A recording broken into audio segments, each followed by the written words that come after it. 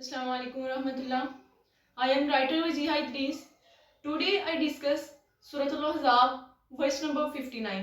اللہ تعالیٰ ارشاد فرماتے ہیں، اے نبی اپنی بیویوں، بیٹیوں اور مومن عورتوں سے کہہ دو کہ جب باہر نکلیں تو چادر کو اپنے اوپر لٹکا کر گھونگھٹ نکال لیا۔ اس آیت مبارکہ میں لفظ جلباب کا استعمال ہوا ہے۔ مفسرین کے اکارڈنگ جلباب وہ چادر ہے جو گھر سے باہر جاتے وقت اوڑھی جاتی ہے اور جس کا ایک پلہ چہرے کے سامنے لٹکا لیا جاتا ہے۔ اور سورۃ نور میں جو لفظ خمار استعمال ہوا ہے، خمار سے مراد ہے چھوٹا دوپٹہ، عام طور پر جو خواتین گھروں میں یوز کرتی ہیں۔ حضرت ام سلمہ رضی اللہ تعالی عنہا فرماتی ہیں کہ اس آیت کے نازل ہونے کے بعد انصار کی عورتیں گھر سے اس طرح باہر نکلتی جیسے سیاہ چادروں کی وجہ سے ان کے سروں پہ سیاہ کوے ہوں۔ پردے کے احکامات کے متعلق جہاں کچھ علماء کے اختلاف ہے، وہاں بہت سے مفسرین کا اتفاق بھی ہے۔ میں نے اس آیت سے ریلیٹڈ 9 to 10 مختلف مفسرین کی جو تفاسیر تھی ان کا مطالعہ کیا، جن میں تفسیر ابن کثیر اور اس کے بعد بیان القرآن جس کے جو مفسر ہیں ڈاکٹر اسرار احمد ہیں، تفسیر القرآن جن کے مفسر مولانا عبدالسلام بٹوی ہیں، احسن البیان مولانا صلاح الدین ایوبی، تفسیر القرآن مولانا عبدالرحمن کیلانی، اسان القرآن مفتی محمد تقی عثمانی، معارف القرآن مفتی محمد شفیع، البحر المحیط علامہ ابو حیان۔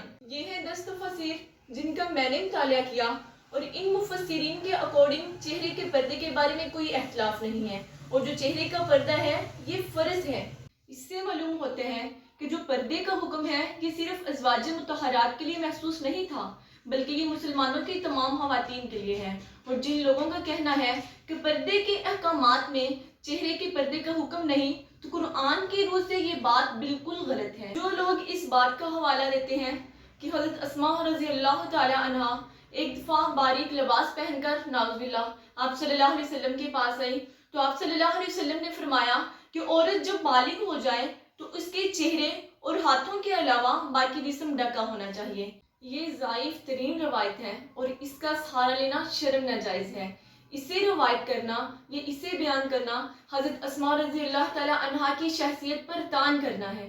ہر وقت اپنے بدن کو ڈھانپ کر یا چھپا کر رکھنے والی شخصیت پر اس قسم کی روایت کرنا بہت بڑا جرم ہے۔ صحیح بخاری اور صحیح مسلم کی اتھینٹک حدیث ہے کہ آپ صلی اللہ علیہ وسلم نے فرمایا، مردوں کے لیے خواتین سے بڑا فتنہ میں نے اپنی بات کبھی نہیں چھوڑا۔